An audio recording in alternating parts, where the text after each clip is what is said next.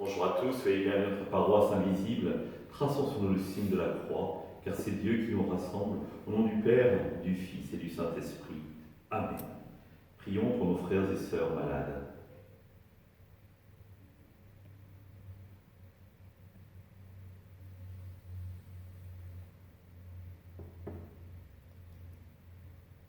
Prions pour les soignants et tous ceux qui œuvrent pour le bien commun.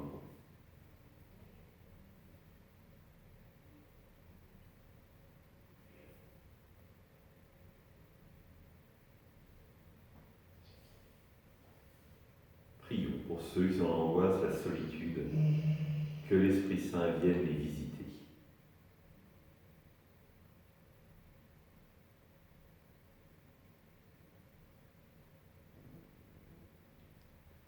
Pour manifester notre communion, je vais maintenant allumer cette bougie au cierge pascal.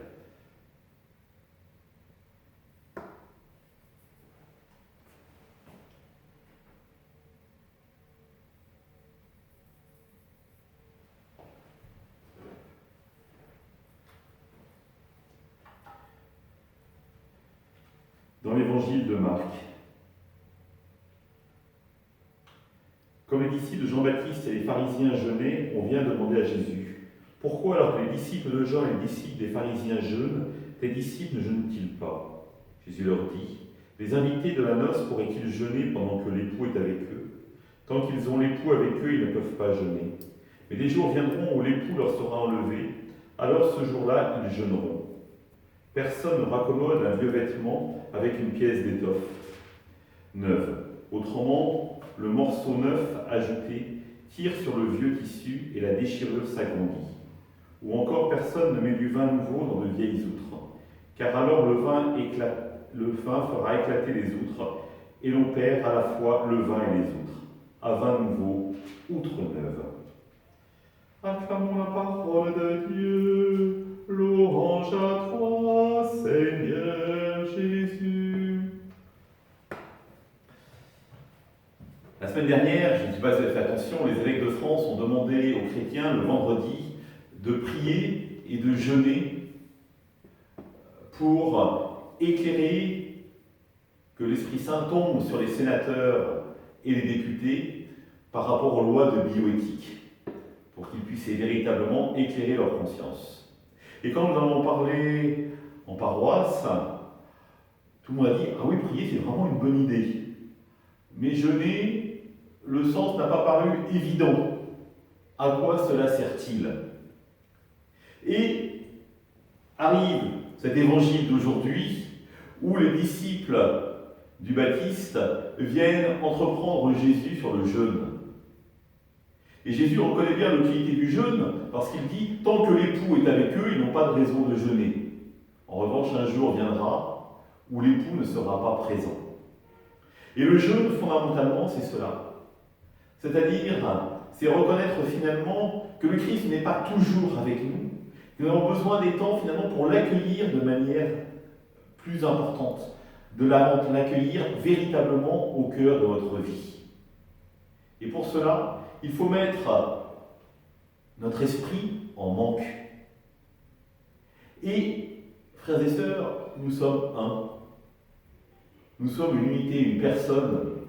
Et ce qui est fondamental, finalement, c'est qu'il n'y ait pas de discontinuité entre ce que vit notre esprit et ce que nous vivons personnellement, notamment à travers notre corps.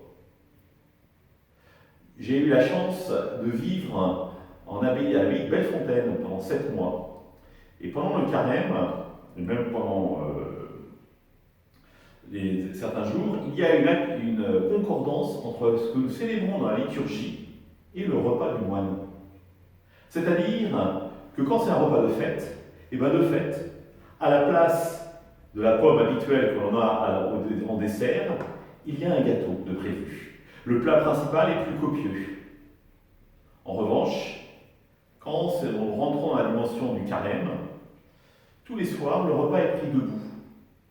En signe finalement que notre corps soit aussi éprouvé par ce que nous avons à vivre. Et le vendredi est un jour de jeûne, où notre corps est invité à être éprouvé comme notre esprit est éprouvé par le manque de Jésus, de la présence de Jésus.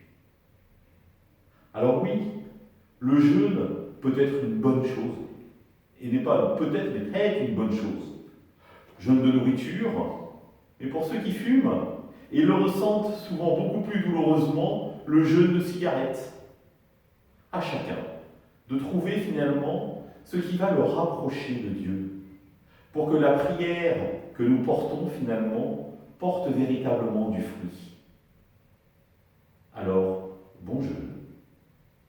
Ensemble, nous prions. Notre Père, qui es aux cieux, que ton nom soit sanctifié, que ton règne vienne, que ta volonté soit faite sur la terre comme au ciel. Donne-nous aujourd'hui notre pain de ce jour.